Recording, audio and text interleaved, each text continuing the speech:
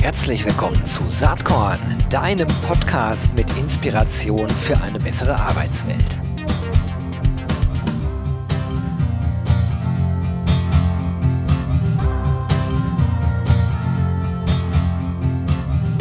Hello everybody and welcome to the SAATKORN podcast. And as you can hear, today I have an international guest. I'm super excited.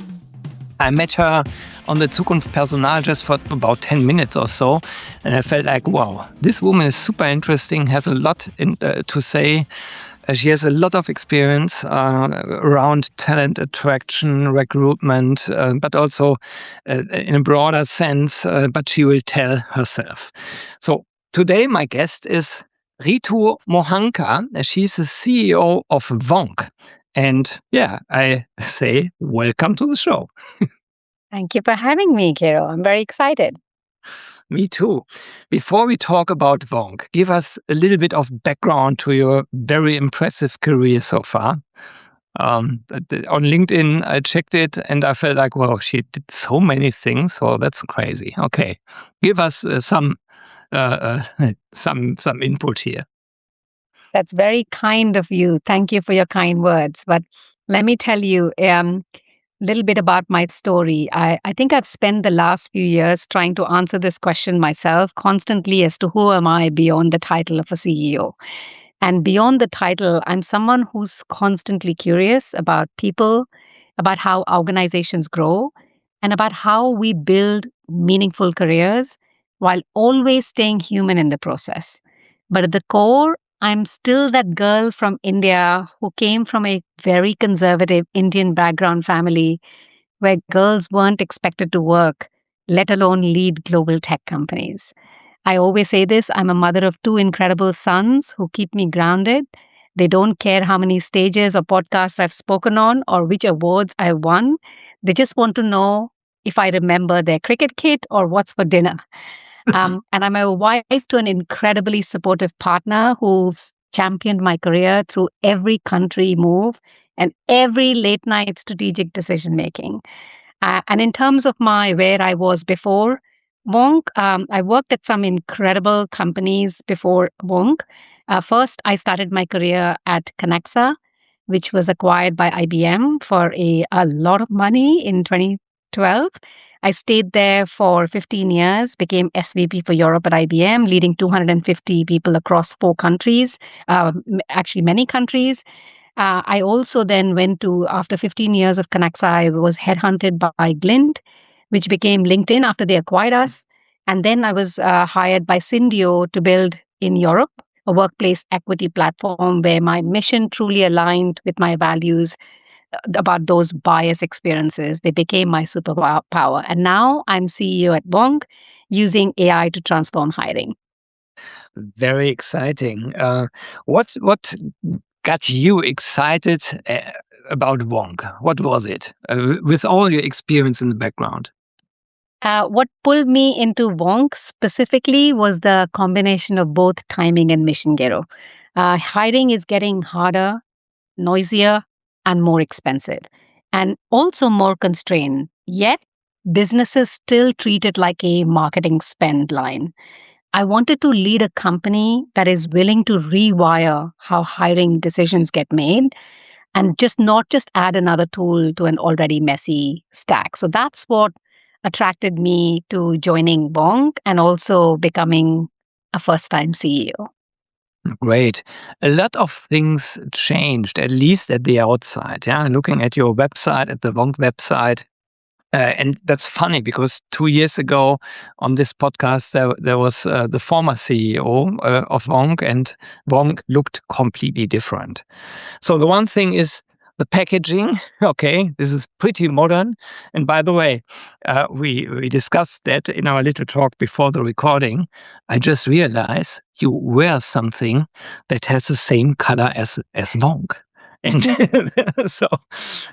and you asked me on the Zukunft Personal, do you like the color? Do you like the website? So I remember that. And so it looks really modern, I can say. And also I like it.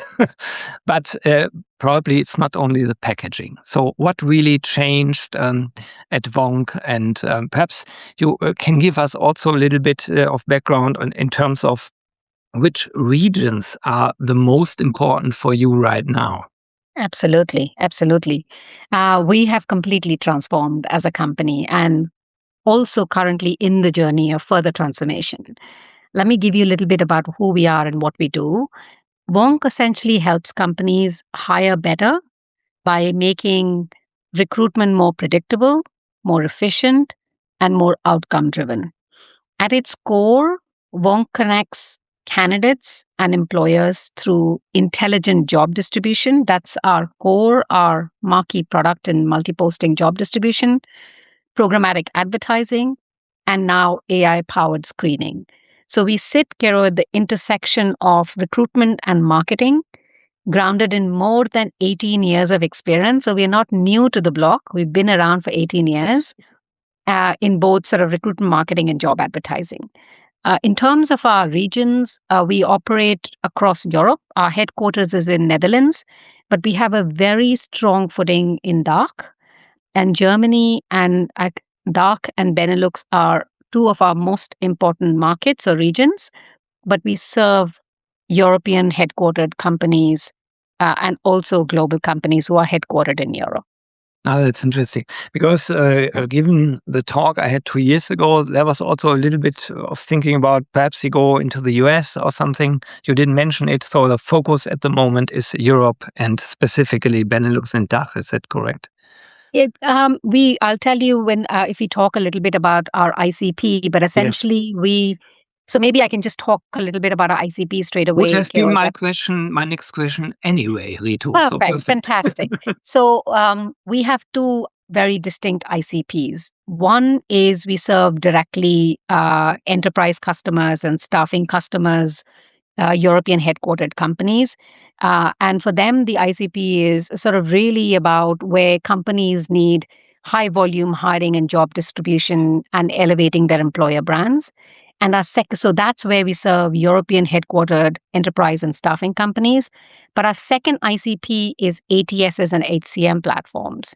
And for them, our real customer profile is the product leaders who want to embed job marketing, distribution, and screening capabilities natively inside the platform to drive retention for their customers, differentiation, and of course, new revenue streams.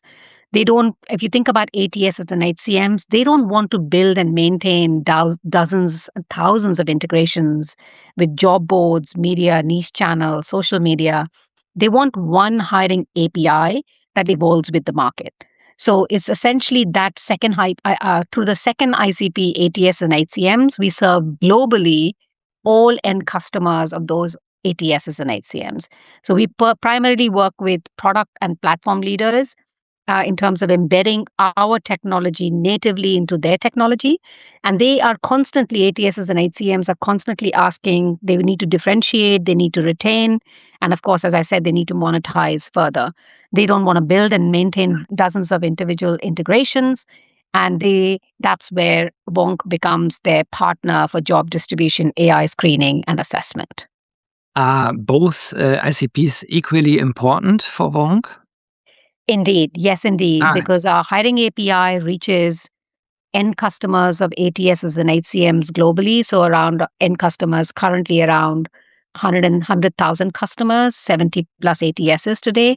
And that's across the world. So we have a go-to-market team that goes directly into those. And then, of course, our second ICP, which is a very important and remains a very important ICP, is direct enterprise and staffing companies in Europe. That's interesting. In the past, I thought that the now mentioned by you second ICP was a main and only ICP, but perhaps I got it wrong in the past. Might be. So I think we didn't do a positioning right. You haven't got it wrong at all. I just don't think we positioned it correctly externally to the industry. That's very kind that you say that. Thanks a lot. Okay, but that's very interesting. And so, given these explanations, it's very clear that you are really heavy tech influence. You are an HR tech company, I would say, with all these integrations, but also given now what happens with AI, artificial intelligence. And perhaps you can give the listeners a quick glance at where is AI really important for VONQ and where do we see this in the product? I suppose everywhere, but give us a little bit more insights. Absolutely, Gero. I always say that if you don't mention AI in any conversation, you're not having a true conversation today. So AI is not the product for VONQ. AI is the capability layer that makes the product meaningfully better. If we think about talent acquisition, the biggest failure mode has been AI as a feature, a flashy demo, a black box, no adoption, no trust. We focus on AI that is explainable, which is really important in the EU AI Act, which is measurable and operational inside the hiring workflow. So if I think about concretely, what that means is AI screening that moves from CV pattern matching to skills-based scoring. So you can assess capability rather than just past titles and keywords. That's how traditionally matching used to be done. Second is structured, consistent interviews where the system helps drive standardization and reduces randomness. So there is clear methodology where it can be explained as to why these candidates were scored the way they were scored. It's very structured. Third, which is really important in the EU AI Act, is transparent candidate dossiers that show the reasoning, not just a score, but tells you exactly the why the score, so that recruiters can trust that what they are seeing and stay accountable for decisions. And then four, it's the candidate communication and nurturing that reduces drop off, especially when recruiters are stretched. As we know, today's recruiters are inundated with so much volume that they are doing 80% of the time is spent in admin work. This is where our AI screening and communication helps take away some of that burden from recruiters. So I'll give you a practical example. When we deploy our Recruit Plus or Echo style flows, and I would love to send you the replay of our Echo launch that we did in December last year, the system can handle initial engagement with a candidate. It can nudge candidates throughout the process. It surfaces who is genuinely motivated to apply rather than adding to the recruiter workflow. That's essentially how AI is embedded within our technology. Well, that's really helpful. I heard today in a conversation that the number of applications in the US rose by 250% due to the fact that with AI, obviously, it's so easy for applicants to apply. And of course, you have all these fake applications as well. So that's a really new challenge. And I find it super interesting that AI not only helps to make enable more productivity, but on the other way around, you have to think about the candidates and what happens there, right? Completely. It's no more about volume that's become noise. It's now about relevance and intent of those candidates who are truly, genuinely interested in applying to a company. And that there's a real market shift, both from a candidate behavior perspective and also advertising spend as a result of that. Yeah, interesting. If I was a customer, I would always say, okay, you can help me to recruit faster and with more accuracy and with more data security at the end of the day. Absolutely. But it would be great if you do all this AI-driven job advertising, that if people apply, I really see that you multiplied perhaps the job description on certain platforms, and now people apply, and I can directly say, this application came from that platform, and Correct. I guess that's you can do that. So that's really good. Yeah. Absolutely. And I guess now, given what you said about ATSs, that you can also transfer this information back into the ATS so that the recruiter really knows I spent marketing money X on that channel and I know if it was worth it or not. Indeed, absolutely. It's becoming almost many of the job boards and other channels are almost making this mandatory for ATSs to have this direct apply. because they're beginning to say we need to be able to justify the spend. Yeah, If you're exactly. posting on a job board, we need to be able to justify that candidates are coming from this board or that board. So it's becoming, and also it creates less friction. It creates a better experience for candidates. It provides more data. So from all those perspectives, it's becoming the industry is shifting so rapidly in terms of Yeah. justification of spend and data insights. No, I completely agree. The integrations, do you do them now to the integrations to the ATSs? Do you do them on your own, or do you have a third-party supplier that helps with that? Most of it, we do it ourselves. We Yeah. sometimes use, so in certain ATSs, we might have to use an integration partner, third party, but most of the integrations we do ourselves. And then we figured out, it's too technical, so I won't talk too much about it. But we've also figured out a much easier way through widgets to integrate with ATSs. And it's become much more seamless. So I remember 2 years ago, sometimes integrations would take up to 3 months for both ATSs and us, and now it takes less than a month if we go down the Yeah. path of widgets. So it's becoming much more seamless for our ATS partners as well. Yeah, absolutely. I see that in the market too. I mean, there are a lot of companies now that provide integrations. So that's a market in itself somehow at this point in time. Okay. So the current status of VONQ, you just explained what you're doing. Perhaps you can give us a little bit of information. How many people do work at VONQ and where are they located? Probably in Rotterdam, lots of them, but give us some information, please. Sure. So we are 110 people strong as a company, and we have people in the Netherlands, in Rotterdam, and also in Amsterdam and Groningen. We have a big office. We have lots of employees in Germany, and we have a few employees in the UK, including myself and our CTPO and a very talented product team. And then we also have team across the globe where we find great talent, particularly in product and engineering. Yeah, so that was kind of the background of my question, obviously, how remote is VONQ in itself? So you just explained, probably very modern company. Not everybody has to sit at the same location, but that's normal these days, I would say.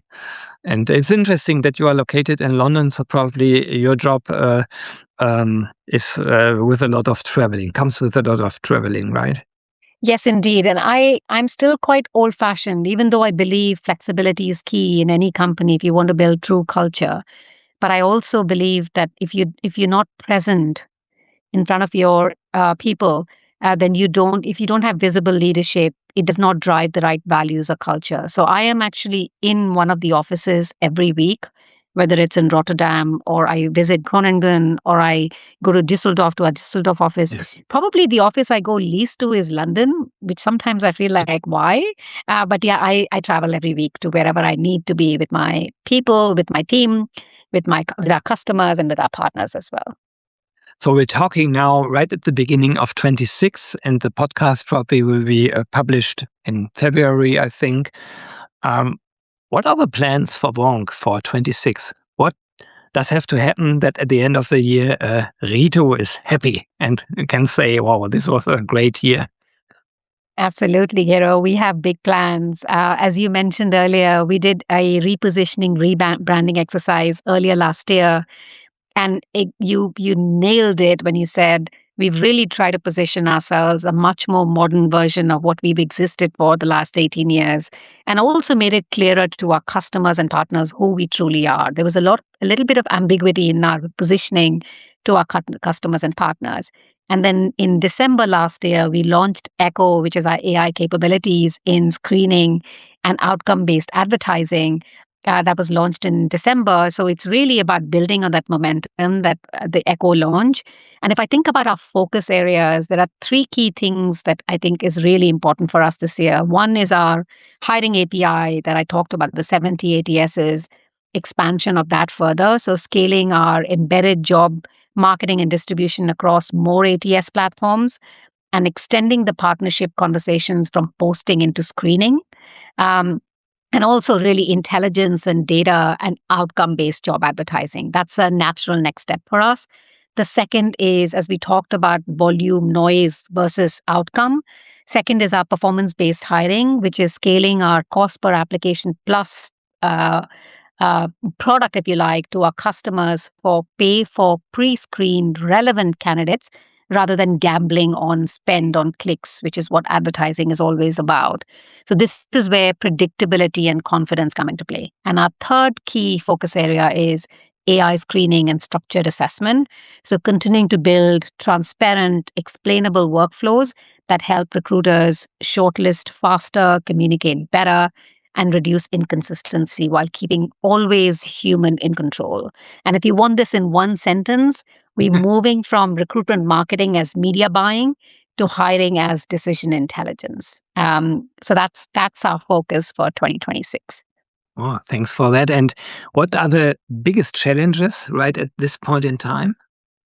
I'm sure you've read a lot in the press around a lot of AI capabilities are being going to market, are being launched, and one of the biggest challenges is for employers to differentiate between hype versus proof. Yes. There was an article that came out last year from McKinsey around 90% of AI pilots are not successful.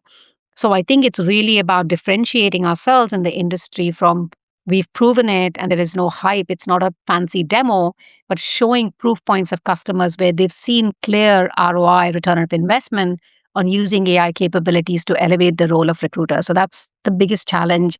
And second, how the shift in the role of the recruiter. A lot of recruiters are beginning to feel a little bit nervous, anxious for all the right reasons on is it AI going to replace them? That's not going to happen. Humans are never going to not be in the loop, but their role is going to be elevated. So they need to be prepared, ready, and upskilled to be able to adapt and embrace AI so that they can truly elevate their role as recruiters and strategic partners to their businesses.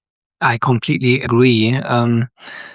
The the challenge with that is obviously that the people themselves, so the recruiters themselves, they really need to want to adapt.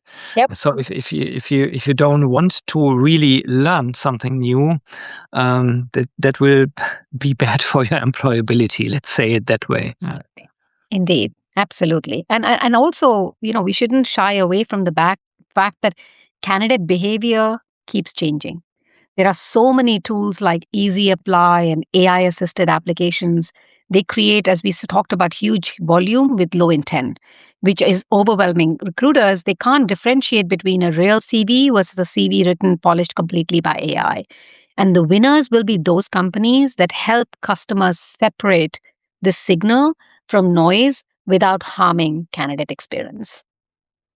How do you look at the situation? Now, that's a very general question now, not really related to VONQ, but overall more perhaps a political question in terms of the way how the US adopts AI and how Europe does it, completely different ways, different speed. And what's your take on that? Let me start with my take, because I feel like there's also a big chance theoretically for Europe to really be strong, to really work together, to really define standards and really move forward. But for my taste, it's too slow, it's too complicated, and it's too regulated as well. And so, how do you see that? I couldn't agree more. In fact, a few minutes back, I was having a conversation with a very renowned HR tech, work tech influencer analyst, and we were having this exact conversation about this year needs to be a year of no pilots and actual scale. And it will be very interesting to see which companies are going to be courageous enough and progressive enough to move fast. But having said that, there is, I think, a little bit of a misconception or maybe a myth in the industry that Europe always moves slow.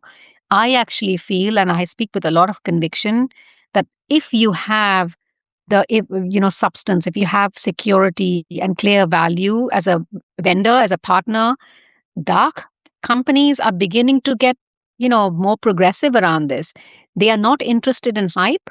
They are more interested in reliability and proof. And that makes it a serious market and it's outcome-led solution. So I have a lot of conviction in saying some of our biggest, the most progressive customers who are beginning to try AI are from Germany, from Netherlands, and from Europe. So I think it's happening. It has been slow in the past, but if you have the right confidence and security measures and compliance across EU AI Act, and you can explain and transparently show, I have a lot of conviction this year is going to be different and Europe is going to move faster. Yeah, at the end, it could also be in a certain way a competition advantage compared to the US players who have not this data protection, because that won't happen in Europe. Yeah. Yeah, that's just exactly. how the regulation is. Okay, yeah, I share that view.